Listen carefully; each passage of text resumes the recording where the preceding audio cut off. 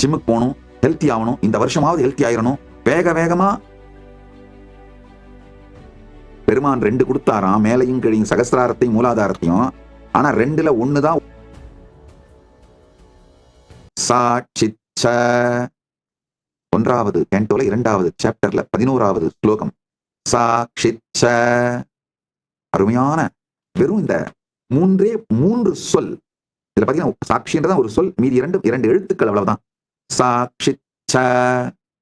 சாட்சியாக இருந்து யார் அனுபவிக்கிறானோ அவனே அனுபவிக்கப்படுவதையும் உருவாக்குகின்றான். பார்க்கும் மனிதனே பார்ப்பதையும் வடிவமைக்கின்றான். அன்கான்ஷியஸ் செல்ஃப் டாக் வச்சுக்கிட்டு, அன்கான்ஷியஸ் ஸ்ட்ரெஸ் வச்சுக்கிட்டு, அன்கான்ஷியஸ் ஐடென்டிட்டி வச்சுக்கிட்டு, அன்கான்ஷியஸ் பாஸ்ட் ரிஹர்சல் பண்ணிக்கிட்டு, அந்த அன்கான்ஷியஸே ஃபியூச்சரை ப்ரெடிக்ட் பண்ணிக்கிட்டு இப்படி ஓடுனா எப்படி நீங்க நினைக்கிறத மேனிஃபெஸ்ட் பண்ண முடியும்? இதிலிருந்து முதல்ல விடுபடுங்கள், தெளிவடையுங்கள். இந்த மாதிரி தொடர்ந்து அன்கான்ஷியஸாவே உங்க வாழ்க்கையோட பெரும் பங்கு போகின்றது என்பதை புரிந்து கொள்ளுங்கள். ஒரு சின்ன எக்ஸசைஸ் இப்ப கொடுக்குறேன், ஆழ்ந்து புரிஞ்சுக்கோங்க. ஒரு சில நிமிடங்களை எடுத்துட்டு உங்க வாழ்க்கையை பாருங்க. எதெல்லாம் நீங்க பிக்ஸ் பண்ணணும், சரி பண்ணணும்னு வெளியில முயற்சி பண்றீங்க, ஆனா உண்மையில காரணம் உள்ள இருக்கு. உதாரணத்துக்கு ஹெல்த்தி ஆகணும், யோகா பண்ணணும், ஜிம்முக்கு போகணும், ஹெல்த்தி ஆகணும், இந்த வருஷமாவது ஹெல்த்தி ஆயிரணும், வேக வேகமா முடிவு பண்றீங்க, ஜிம்முக்கு பணமெல்லாம் கட்டிடுறீங்க, 1-2 நாள் போறதுக்கும் கூட முயற்சி பண்றீங்க. இதெல்லாம் எக்ஸ்டர்னலா பிக்ஸ் பண்றது.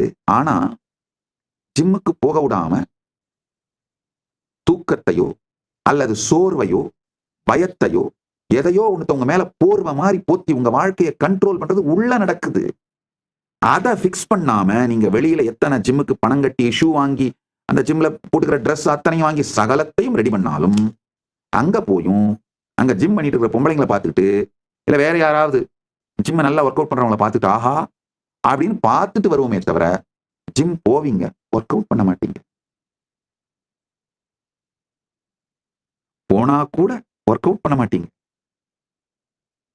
உள்ளுக்குள்ள பிக்ஸ் பண்ணணுங்கய்யா. முதல்ல அந்த உள்ளுக்குள்ள இருக்கிற அன்கான்ஷியஸ் டயர்ட்னஸ், அன்கான்ஷியஸ் ஸ்ட்ரெஸ், அன்கான்ஷியஸாவே ஓடிட்டு இருக்கிற அந்த லோ பயோ எனர்ஜி, அதை பிக்ஸ் பண்ணணும். உங்க லைஃப் ஜஸ்ட் உங்களை பிரதிபலிக்குது. நீங்க எதுவா இருக்கீங்களோ அதுவா பிரதிபலிக்குது. நான் இந்த ஜிம்முக்கு போறது ஒரு சின்ன உதாரணம் சொன்னேன். இது எல்லாத்தையும் நீங்க எடுத்து பார்க்கலாம். உங்களுடைய கணவனோட இருக்கிற உறவு, இல்ல மனைவியோட இருக்கிற உறவு, இங்க இல்ல உங்களுடைய ஆபீஸ்ல உங்களுக்கு இருக்கிற உறவுகள், உங்க லைஃப் ஸ்டைல், எத்தனை பேருக்கு இது புரியுது? உங்க வாழ்க்கை உங்க மிரர் தான். உங்க வாழ்க்கை உங்களை மிரர் பண்ணுதுங்கய்யா. நீங்க எப்படி இருக்கீங்களோ அதை அப்படியே உங்க வாழ்க்கை பிரதிபலிச்சு காட்டுது. எத்தனை பேருக்கு புரியுதோ ஒரு கமெண்ட் போடுங்க. யாருக்கெல்லாம் இது புரியணும்னு நினைக்கிறீங்களோ ஒரு ஷேர் பண்ணி விடுங்க. இன்னும் ஆழ்ந்து கேளுங்க. உங்க வாழ்க்கைங்கய்யா, நீங்களும் உங்க வாழ்க்கையும் வேற ஒண்ணுமே இல்லை. You are electricity organised into life. நீங்கள் ஒரு எலக்ட்ரிசிட்டி, லைஃபா ஆர்கனைஸ் பண்ணப்பட்ட எலக்ட்ரிசிட்டி, லைஃபா ஆர்கனைஸ் பண்ணப்பட்ட ஒரு சக்தி மண்டலம். உங்களுக்குள்ள இருக்கிற ஒவ்வொரு செல்லுமே energy unit, like a battery model. Each cell in you is an energy unit like a battery model. Every cell has a charge separation, negative inside, positive outside. Your body is not only chemistry, it is bioelectric patterning. நல்லா புரிஞ்சுக்கோங்க. உங்களுடைய ஒவ்வொரு செல்லும் உள்ள negative சார்ஜும் வெளியில positive சார்ஜும் இருக்கிற ஒரு எலக்ட்ரிக் யூனிட்டுங்கய்யா, ஒரு எலக்ட்ரிக் எனர்ஜி யூனிட். உங்க பாடி வெறும் கெமிக்கல்ஸ் கிடையாது, ஒரு வேதிப்பொருட்களின் தொகுப்பு கிடையாது. இது ஒரு bio electric pattern, bio electric கட்டமைப்பு. தமிழ்ல சொல்லணும்னா உயிர் மின் கட்டமைப்பு. உங்க உடம்பு ஒரு உயிர் மின் கட்டமைப்பு. பொதுவா மக்கள் எனர்ஜி பத்தி பேசும்போது அது ஒரு வைப்ரேஷன் சொல்ல வராங்க. ஆனா இங்க லிட்டரலா நீங்களே ஒரு வைப்ரேஷன் தாங்கயா. Charge, gradient, potential. நீங்க உண்மையில ஒரு வைப்ரேஷன்ங்கயா. Each cell carries an equivalent of 1.4 volts across nearly 50 trillion cells. உங்களுடைய ஒரு செல்லும் 1.4 வோல்ட் ஈக்குவலண்டான எனர்ஜியை கேரி பண்ணுது வித் 50 ட்ரில்லியன் செல்ஸ். உங்க பாடி ஒரு மேசிவான உயிர் மின் அணு சாத்திய சக்தி. ஆழ்ந்து கேளுங்கள். உங்க லைஃப் எங்கயா அறிவு, இன்ஃபர்மேஷன் பிளஸ் எனர்ஜி, இந்த சக்தி ரெண்டும் மூவிங் த்ரூ ஸ்ட்ரக்சர். அவ்வளவுதாங்க உங்க லைஃபே. உங்களுக்கு இருக்கிற அறிவு ஞானமும் பிளஸ் உங்களுக்கு இருக்கிற சக்தியும் ஒரு ஸ்ட்ரக்சர்ல மூவ் ஆகுது. அதான் உங்க லைஃப். உங்களுடைய அறிவை விழிப்படைய செய்து அது உங்க எனர்ஜி மூவ் பண்ற ஸ்ட்ரக்சரை ஆர்கனைஸ் பண்ணணும்னா முடிஞ்சு போச்சுங்க, வெற்றிங்க. அது உள்ள நடக்காத வரை நீங்க வெளியில என்ன முட்டி மோதினாலும் ஒரு 4 நாள் ஜிம்முக்கு போயிட்டு படுத்துருவீங்க. ஒரு 4 நாள் கோபம் இல்லாம எல்லாரோடையும் பேசிட்டு 5ஆவது நாள் வெடிச்சு விழுந்து மொத்தமா 4 நாள் கோபத்தையும் சேர்த்து கொட்டிடுவீங்க. கிருஷ்ண கலை 3454 ஒரு அன்பர் யூடியூப்ல கொஸ்டின் போட்டிருக்கீங்க. நீங்க சொன்ன மாதிரி எல்லாமே நடக்குது. பட் என்னால ரொம்ப டைம் அந்த ஸ்டேட்ல இருக்க முடியல. Because of my old life sucks me a lot. அவாய்டும் பண்ண முடியல. இது எந்த ஸ்டேட் சுவாமி அப்படின்னு கேக்குறீங்க.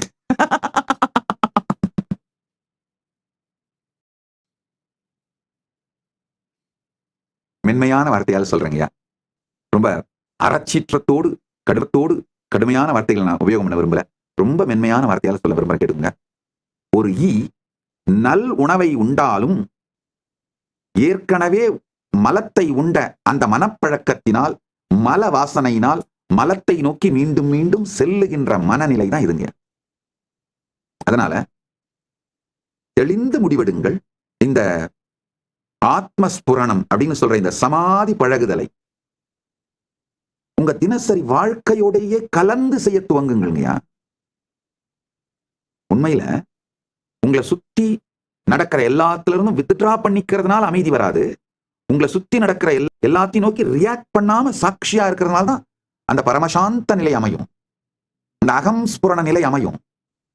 தோன்றாத நிலை அமையும். சமாதி நிகழும்.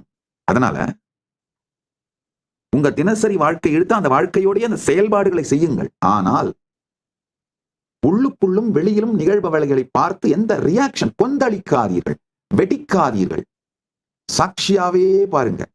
மலத்தை நோக்கி மீண்டும் ஈர்க்கின்ற மனத்தை தவிர்த்து நிர்மலமாக, நிரஞ்சனமாக, நிர்விகல்பமாக, நிச்சலமாக, சாட்சியாக மீண்டும் மீண்டும் பார்க்க துவங்குங்கள். ஐயா, உங்களுக்குள்ள இருக்கிற ஒரு செல்லும் ஃபங்க்ஷனல் யூனிவர்ஸ்ங்கய்யா. ஒரு செல்லுக்கும் it has a mini organs. நமக்கு ஆர்கன்ஸ் இருக்கிற மாதிரி ஒரு செல்லும் it has a mini organs. That organs are called organelles. The organelles, they do a specialized tasks. ஆனா ஒரு முக்கியமான விஷயத்தை புரிஞ்சுக்கோங்க. நம்ம எல்லாருக்குமே அறிவியல் என்ன சொல்லுதுன்னா, நியூக்ளியஸ் தான் செல்லோட பிரெயின் சொல்லுது. அந்த நியூக்ளியஸ் தான் செல்லோட ஃபங்க்ஷனை கமாண்ட் பண்ணுதுன்னு சொல்லுது. ஆனா அது கிடையாது. ரியாலிட்டியில நியூக்ளியஸ் பிரெயின் கிடையாது. அது வெறும் ரிப்ளிகேஷன், ரீப்ரொடக்ஷன் சிஸ்டம் தான். அப்ப செல்ல கமாண்ட் பண்ற பிரெயின் எதுன்னா உங்களுடைய கான்சியஸ்னஸ். இந்த ஈகோ சிஸ்டம் தான் செல்ல கமாண்ட் பண்ணுது. நியூக்ளியஸ் வந்து ரீப்ரொடக்ஷன் சிஸ்டம், பிரெயின் கிடையாது, கமாண்டிங் சிஸ்டம் கிடையாது. நல்லா புரிஞ்சுக்கோங்க. பல நேரத்துல உங்க ரீப்ரொடக்ஷன் சிஸ்டம் தான் உங்களை கமாண்ட் பண்றதுனால உங்க லைஃப்ல மேஜர் கமாண்டை எல்லாம் ஜெனரேட் பண்றது உங்க ரீப்ரொடக்ஷன் சிஸ்டம் தான், பிரெயினே இல்ல. பெருமான் 2 கொடுத்தாராம், மேலையும் கீழையும், சகஸ்திராரத்தையும் மூலாதாரத்தையும். ஆனா 2ல 1 தான் ஒரு நேரத்துல வேலை செய்யும்னு சொல்லி எழுதி வச்சுட்டாராம். புரிஞ்சவங்க எல்லாம் புரிஞ்சுக்கோங்க. கீழே வேலை செய்யும் போது மேல வேலை செய்யாது, மேல வேலை செய்யும் போது கீழே வேலை செய்யாது. நமக்கு அந்த மாதிரி இருக்கிறதுனால செல்லோட ரீப்ரொடக்ஷன் சிஸ்டமான நியூக்ளியஸ பிரெயின் நம்ம தப்பா புரிஞ்சுக்கிறோம். செல்லோட ரீப்ரொடக்ஷன் சிஸ்டம் தான் நியூக்ளியஸை தவிர கமாண்டிங் மெக்கானிசம் கான்சியஸ்னஸ் தான்.